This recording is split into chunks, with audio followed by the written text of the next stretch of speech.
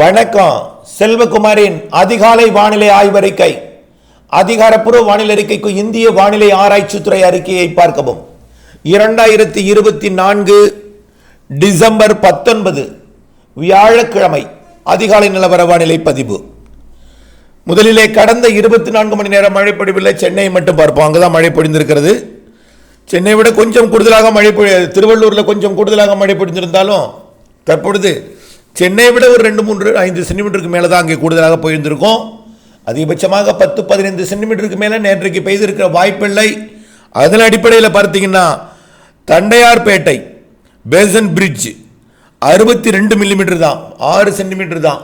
அதுதான் சிறு மழை கூட பெரிய பேசு பொருளாகும் சென்னைனா. அதே போல தான் 62 மில்லிமீட்டர்.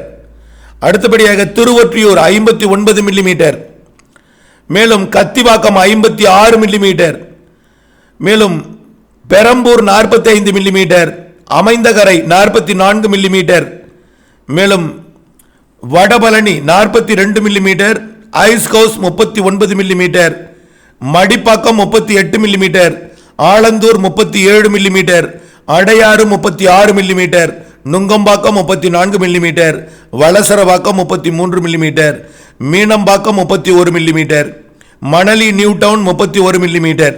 இப்படி 3 சென்டிமீட்டர். இப்போ அதிகபட்சமாக பரவலாம். அதிகபட்சமாக வட சென்னையில் 6 சென்டிமீட்டர் மழை பொழிந்திருக்கு. இதை விட கொஞ்சம் கும்மிடிப்பூண்டி பழவேற்காட்டில் கொஞ்சம் 10 சென்டிமீட்டர் வரைக்கும் பெய்திருக்கலாம். கடலோரத்தில், அதாவது எண்ணூர், கும்மிடிப்பூண்டி, அதற்கு கிழக்கே, அதாவது பழவேற்காடு ஒட்டியுள்ள பகுதிகள், இதற்கு மேலே மழை வாய்ப்பு இல்லை. ஆனால் இப்பொழுதும் மழை கொஞ்சம் வலுத்திருக்கிறது பழவேற்காடை ஒட்டியுள்ள திருவள்ளூர் மாவட்ட பகுதிகளில். திருவள்ளூர் சென்னைக்கும் பெய்யும். அதாவது தற்பொழுது நிகழ்வு அமைப்பை பார்ப்போம். நிகழ்வு நேற்றிலிருந்து ஜிக்ஸாக் தான்.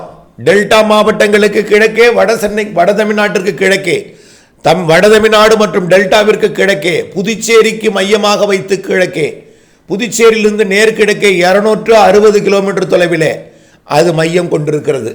260 கிலோமீட்டர் மையம் கொண்டிருக்கிறது. சில சமயம் 300 கிலோமீட்டருக்கு போகும், திடீர்னு 250 கிலோமீட்டருக்கு வரும், திடீர்னு 265. இப்படி ஜிக்ஸாக் அங்கும் இங்கும் போட்டுக்கொண்டே இருக்கிறது. நேற்றிலிருந்து நகருவது என்பது இல்லை. நெருங்கி வருவது 200 கிலோமீட்டருக்கு கிட்ட நெருங்கி இது வரைக்கும் வர வாய்ப்பில்லை. 200 கிலோமீட்டருக்கு நெருக்கமாக வருவதற்கு வாய்ப்பு சென்னை கிட்ட கூட இருக்க வாய்ப்பில்லை. ஆகையினால இந்த நிகழ்வு இன்றைக்கு 19ஆம் தேதி எங்கே போகும்னா, இன்னும் கொஞ்சம் வடக்கே போய் மாமல்லபுரத்திற்கு கிழக்கே போகும். நாளை 20ஆம் தேதி சென்னைக்கு கிழக்கே வரும். 20ஆம் தேதி சென்னைக்கு கிழக்கே வந்த பிறகு கொஞ்சம் மழை பொழிவு தீவிரம் சென்னைக்கு குறையும், ஆந்திர பிரதேசத்துக்கு கூடும். அதாவது புதுச்சேரிக்கு நேர்கிழக்கே இருக்கிறதுனால சென்னை திருவள்ளூரில் பொழிகிறது. சென்னைக்கு நேராக போயிடுச்சுன்னா அது நெல்லூருக்கும், ஒங்கோலுக்கும், மசூலிப்பட்டினத்திற்கும், பீமாவரம், காக்கிநாடா, ஏனாம் போன்ற ஆந்திர பிரதேச பகுதிகளுக்கு பொழியும். அதனால புதுச்சேரியோட ஏனாம் பகுதிக்கும் ஆந்திர பிரதேச கடலோர பகுதிகளுக்கும் பொழியும். சென்னைக்கு 20ஆம் தேதி போய் எட்டியதும் இன்னும் கொஞ்சம் வடக்கே போகும். அதிகபட்சமாக நெல்லூரை தாண்டி வடக்க போகவே போகாது. நம்ம ஏற்கனவே முதல் அறிக்கையிலையும் அதான் சொல்லியிருக்கோம், எந்த நிகழ்வும் நெல்லூரை தாண்டி போகாது, எந்த நிகழ்வும் நெல்லூரை தாண்டி போகாது. அங்கே இருக்கக்கூடிய உயரழுத்தம் அதிகபட்சமாக இந்த நிகழ்வு என்ன ஓங்கோல் வரைக்கும் போகலாம், அதுவே வாய்ப்பு கம்மி தான். அதுவே அப்படி இருக்கிற நிலையில் இப்போ நெல்லூர் வரைக்கும் 21ஆம் தேதி போகும். 20ஆம் தேதி சென்னைக்கு நேர்கிழக்கே, அதாவது நாளை சென்னைக்கு நேர்கிழக்கே, நாளை மறுதினம் 21ஆம் தேதி நெல்லூருக்கு நேர்கிழக்கே.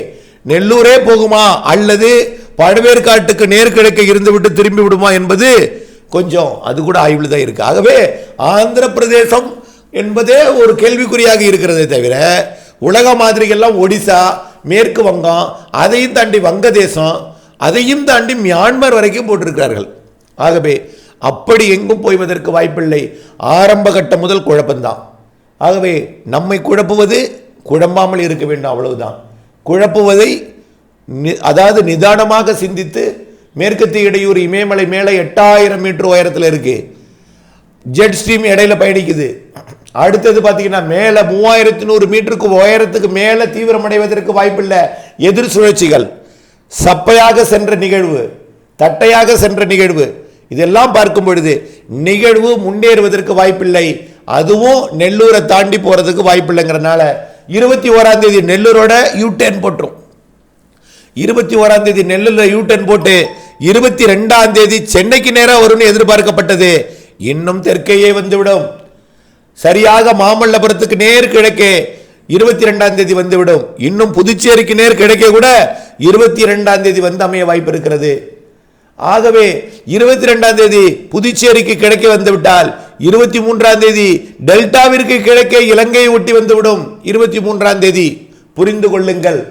ஆகவே இந்த நிகழ்வு நாம அறிக்கையில முதல் அறிக்கையிலையும் வரையப்பட்ட படங்கள் படி சொல்லிக் கொண்டிருந்தக்கூடிய அனைத்து ஊடக பேட்டிகளையும் சரி, அடுத்த நிகழ்வு அங்குமிங்கும் அலைந்து எங்கே சுற்றினாலும் சென்னை ஆந்திரா வரைக்கும் போனாலும் திரும்ப வந்து வட இலங்கை மற்றும் டெல்டா மாவட்டங்களுக்கு இடையே, அதாவது டெல்டா மற்றும் ராமநாதபுரம் புதுக்கோட்டை மாவட்டங்கள் வழியாகத்தான் அது மேற்கு நோக்கி நகர வேண்டும் என்று சொல்லிக் கொண்டிருந்தோம். அதே போலத்தான் அது திரும்ப போகிறது. ஆகவே ராமநாதபுரம், புதுக்கோட்டை, தஞ்சாவூர், திருவாரூர், நாகப்பட்டினம், காரைக்கால், மயிலாடுதுறை இந்த மாவட்டங்களுக்கு இடையே அல்லது கூடுதல் வாய்ப்புன்னு கேட்டீங்கன்னா பாக் ஜலசந்தி வழியாக நுழைந்து வட இலங்கையை கடந்தோ அல்லது வட இலங்கையை கடக்காமலோ பாக் ஜலசந்தி வழியாக நுழைந்து புதுக்கோட்டை, ராமநாதபுரம் மாவட்டங்கள் வழியாக அது மேற்கு நோக்கி பயணிக்கும் என்று எதிர்பார்க்கப்படுகிறது.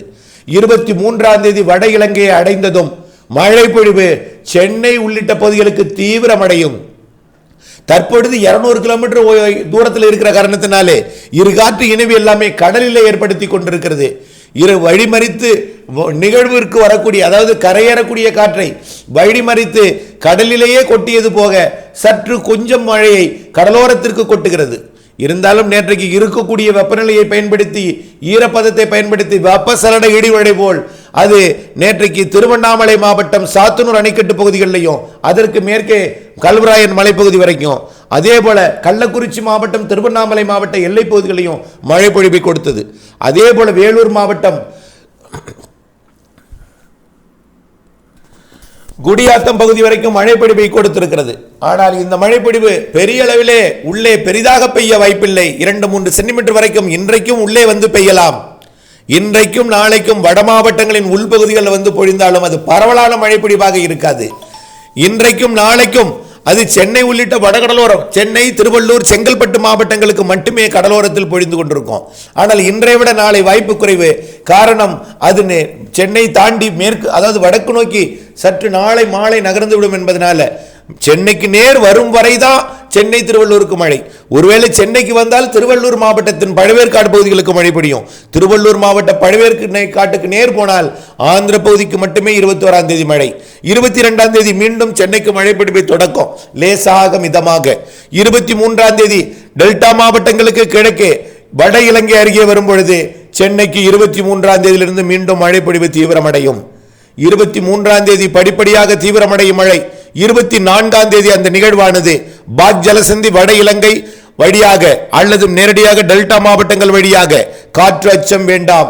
இது நிறைய மழை தரும் நிகழ்வு என்றதை நீங்கள் நினைத்துக் கொள்ள வேண்டும். பாக் ஜலசந்தி வழியாக புதுக்கோட்டை, ராமநாதபுரம் மற்றும் டெல்டா மாவட்டங்கள் வழியாக மேற்கு நோக்கி பயணித்து அனைத்து மாவட்டங்களுக்கும் நிறைய மழை பொழிவை கொடுக்கும்.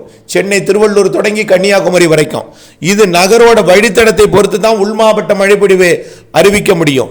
இது நேரடியாக திண்டுக்கல் வழியாக கோயம்புத்தூர் வழியாக பயணித்தால் நீலகிரி முதல் வால்பாறை வரை மேற்கு தொடர்ச்சி மலைப்பகுதிகளுக்கு நிறைய மழை பொழிவை கொடுக்கும். அனைத்து உள் மாவட்டங்களுக்கும் நிறைய மழை பொழிவை கொடுக்கும். கிருஷ்ணகிரி, தருமபுரி, ஈரோடு, நீலகிரி எல்லாம் மழை பொழிவை கொடுக்கும். இதுவரை மழை இல்லாத புதுக்கோட்டை மாவட்ட உள்பகுதி, திண்டுக்கல் மாவட்ட கிழக்கு பகுதி, திருப்பூர் வடக்கு, கோயம்புத்தூர் மாவட்ட வடக்கு பகுதி, ஈரோடு மாவட்ட பகுதிகள், கிருஷ்ணகிரி, தருமபுரி மாவட்ட மேற்கு பகுதிகள், அதேபோல சேலம், நாமக்கல் மாவட்ட மேற்கு பகுதிகளுக்கும் மழை பொழிவை கொடுக்கும். அதேபோல இதுவரை மழை பற்றாக்குறையாக இருக்கக்கூடிய பகுதிகளுக்கு 23, 24, 25, 26 தேதிகளில் நல்ல ஒரு மழை பொழிவை கொடுக்கும்.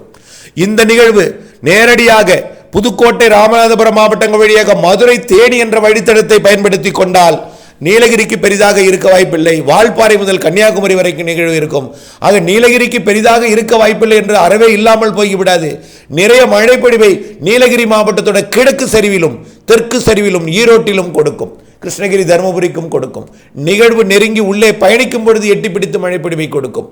ஆகவே பாதிக்கும் மழைப்பொழிவு, அதாவது எச்சரிக்கை கொடுக்கும் மழைப்பொழிவு வால்பாறைக்கும் கன்னியாகுமரிக்கும் இடைப்பட்ட மேற்கு தொடர்ச்சி மலைப்பகுதிகளுக்கு 24, 25, 26 தேதிகளில் இருக்கும் என்று எதிர்பார்க்கப்படுகிறது. அந்த நிகழ்வு சற்று தெற்கே தேனி, விருதுநகர் மாவட்டங்கள் வழியாக போனால் கண்டிப்பாக தென் மாவட்டத்தின் மேற்கு தொடர்ச்சி மலைப்பகுதிகளுக்கு இன்னும் கூடுதல் மழைப்பொழிவு கொடுக்கும். 4 முக்கு ஊத்தலாம். ஆகவே தொடர்ந்து வானிலை அப்டேட்ஸுடன் இணைந்திருங்கள். வரக்கூடிய நிகழ்வு எப்படிப்பட்ட வழித்தடத்தை அமைத்து கடையை கடக்கப் போகிறது என்பதை பார்த்திருங்கள். இந்த நிகழ்வுக்கு அப்புறம் இப்பொழுது அதாவது திருநெல்வேலி தூத்துக்குடி கடந்து லட்சத்தீவிற்கும் மாலத்தீவுக்கும் இடைப்பட்ட பகுதியில் நீடித்துக் கொண்டிருக்கூடிய காற்றழுத்த தாழ்வு பகுதியானது மேற்கிலிருந்து கிழக்கு நோக்கி வர சாதக சூழல் தெரிகிறது. அதன் அடிப்படையில் பார்க்கும் பொழுது 21ஆம் தேதி அங்கிருந்து புறப்பட்டு 22, 23 தேதிகளிலே இலங்கைக்கு தெற்கு புறம் வழியாக அதாவது தெற்கு மத்திய வங்கக்கடல் பகுதிக்கு 23ஆம் தேதி வந்தடையும். 23ஆம் தேதி இலங்கை அருகே ஒரு நிகழ்வும், அதாவது வட இலங்கை டெல்டா அருகே ஒரு நிகழ்வும், தெற்கு மத்திய வங்கக்கடலில் ஒரு நிகழ்வும் என்று 2 நிகழ்வுகள் வங்கக்கடலில் இருந்து கொண்டிருக்கும். இலங்கை அருகே இருக்கக்கூடிய நிகழ்வு தனியாக கரை கடந்து மேற்கு நோக்கி போய் நிறைய மழைப்பொழிவை கொடுத்த அரபிக்கடலுக்கு 27ஆம் தேதி அறிந்த பிறகு புதிதாக தென்சென கடலிலிருந்து பிலிப்பைன்ஸ் அருகே நீடித்துக் கொண்டிருக்கூடிய நிகழ்வு வங்கக்கடலுக்கு அந்தமான் கடற்பகுதியின் தெற்கு பகுதிக்கு சுமத்ரா தீவு பகுதிக்கு 26ஆம் தேதி வந்து 27ஆம் தேதி இதோடு இணைந்து கொண்டு, அதாவது ரீஎன்ட்ரி கொடுக்கக்கூடிய நிகழ்வு என்று எதிர்பார்க்கக்கூடிய லட்சத்தீவு மாலத்தீவு இடைப்பட்ட பகுதியிலிருந்து வந்து வங்கக்கடலுக்கு வரக்கூடிய நிகழ்வோடு இணைந்து தீவிரமடைந்து இம்மாத இறுதியில் டிசம்பர் 28, 29, 30, 31ஆம் தேதி மன்னிக்கவும் டிசம்பர் 28, 29, 30 ஆகிய தேதிகளிலே மீண்டும் தமிழ்நாட்டிற்கு நிறைய மழை பொழிவை, இன்னும் சொல்ல போனால் மாத இறுதியில் காற்றாட்சம் மட்டும் வேண்டவே வேண்டாம், நிறைய மழை பொழிவை இந்த மாத இறுதியில் கொடுக்க போகிறது. ஆக மீண்டும் உங்களை ஏமாற்றி கொண்டிருக்கக்கூடிய அந்த மழை பொழிவு 23ஆம் தேதியிலிருந்து தீவிரமடைய போகிறது. இடையில ஒரு 27ஆம் தேதி தீவிரம் இல்லாமல் இருந்தாலும் 28லிருந்து அடுத்த நிகழ்வின் காரணமாக மாத இறுதி வரை மிக கன மழை பொழிவை கொடுக்க போகிறது. அனைத்து மாவட்டங்களுக்கும் மழை இருக்கிறது. வெள்ளம் பாதித்த பகுதிகளுக்கு சற்று தொடர்ந்து முன்னெச்சரிக்கையுடனும், இதுவரை மழை பெய்யாத மாவட்டங்களிலே மழை பெய்ய போகிறது என்பதை நாம் முன்கூட்டியே திட்டமிட்டு மழை நீரை சேகரிக்கவும் முன்னெச்சரிக்கை எடுத்துக்கொள்ளவும் கேட்டுக்கொள்கிறேன். ஆக பல்வேறு மாதிரியான ஒரு அதாவது மழைப்பொழிவுகள் வராது தமிழ்நாட்டுக்கு என்று காட்டிக் கொண்டிருந்தாலும் பொறுத்திருந்து பாருங்கள், கண்டிப்பாக வரும். அதற்கு பிறகு உங்களுக்கும் ஒரு நம்பிக்கை வரும். பனிப்பொழிவு பொழிந்தாலும் மார்கழி வந்தாலும் மழை பொழிவு இருக்கும் என்பதை நீங்கள் மனதில் பதித்துக் கொண்டு அடுத்த ஆண்டில் இருந்தாவது பனி இருந்தாலும் மழை வரும், மார்கழியிலும் மழை வரும் என்பதை மனதில் பதித்து உங்களுடைய வேளாண் பணிகளை திட்டமிட்டுக் கொள்ள அன்போடு கேட்டுக்கொள்கிறேன்.